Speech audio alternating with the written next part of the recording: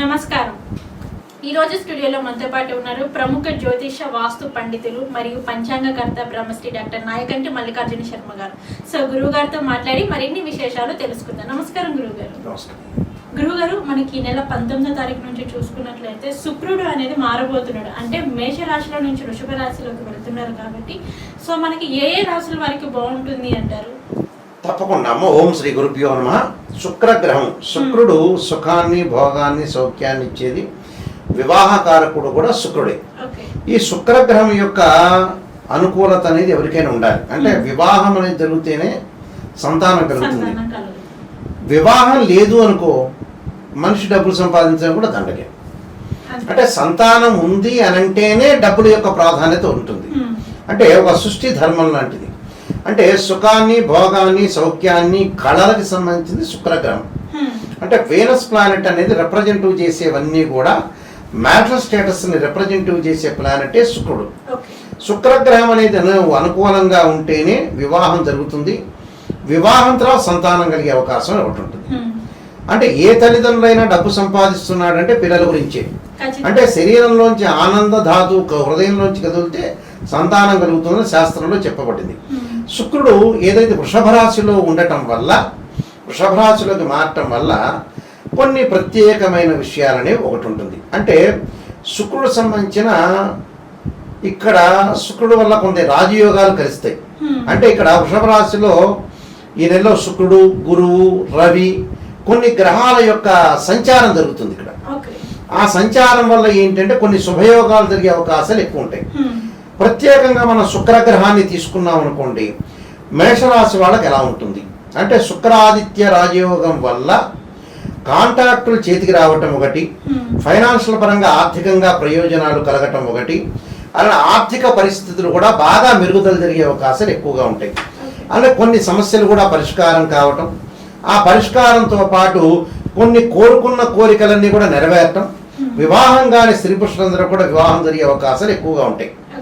సాధారణంగా గోచారీత్యా శుక్రుడు 1, 2, 4, 5, 8, 9, 11 స్థానాల్లో శుక్రుడు ఉంటేనే శుక్రబలం ఉన్నట్టు అర్థం. అంటే శుక్రుడు గోచారీత్యా అనుకూలంగా ఉంటాడని అర్థం. అయితే ఇక్కడ వృషభ రాశిలో 1వ స్థానంలో శుక్రుడు ఉంటే మంచిదే. అప్పుడు వాళ్ళకి అనుకున్న పనులన్నీ కూడా నెరవేరుతాయి. అలానే వృషభ రాశి వాళ్ళకి మంచిది.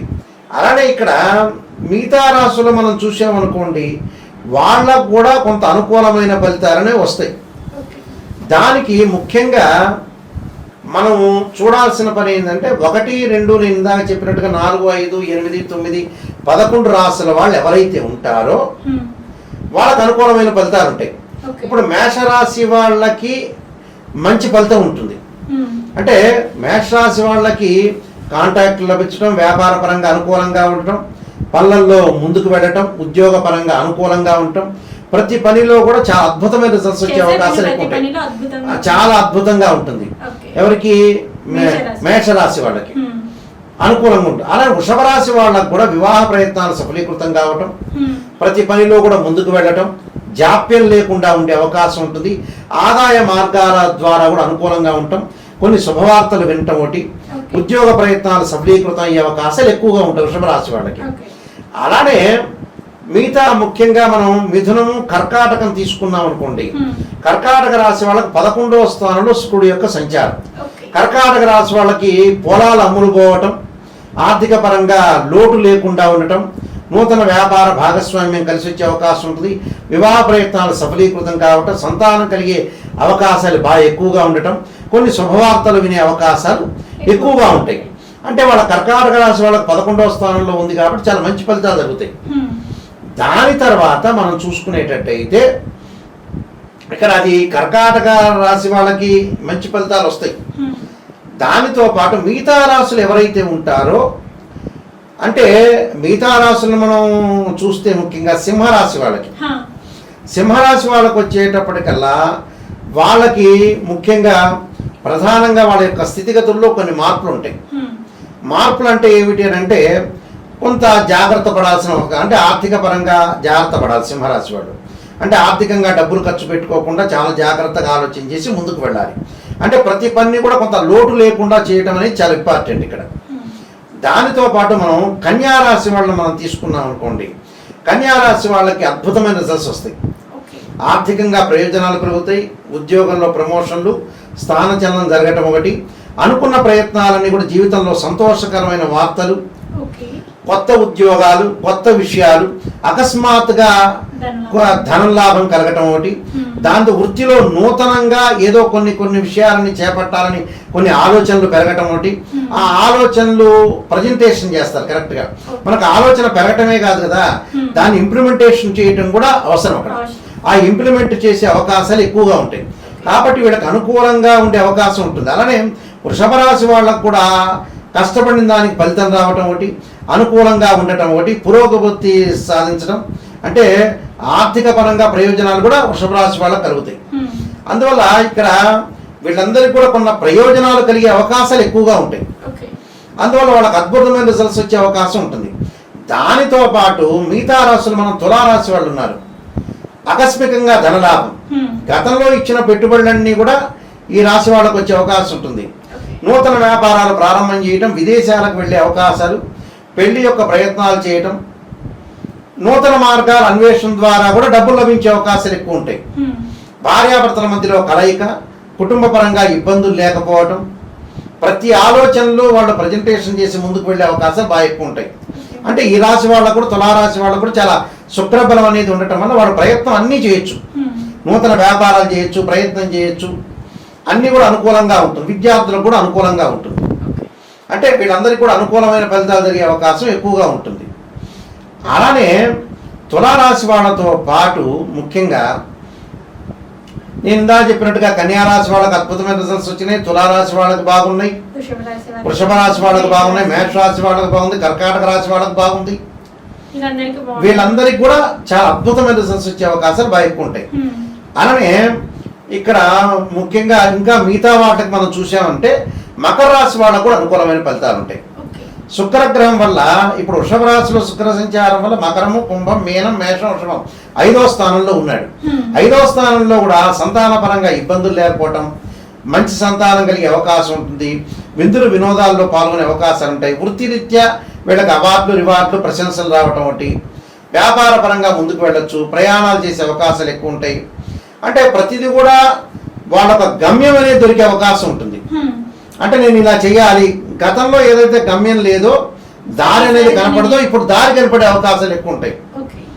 ఆర్థిక పరంగా ప్రయోజనాలతో పాటు ఏదో దారి కనపడాలిగా, దారి కనపడే అవకాశాలు ఎక్కువ ఉంటాయి.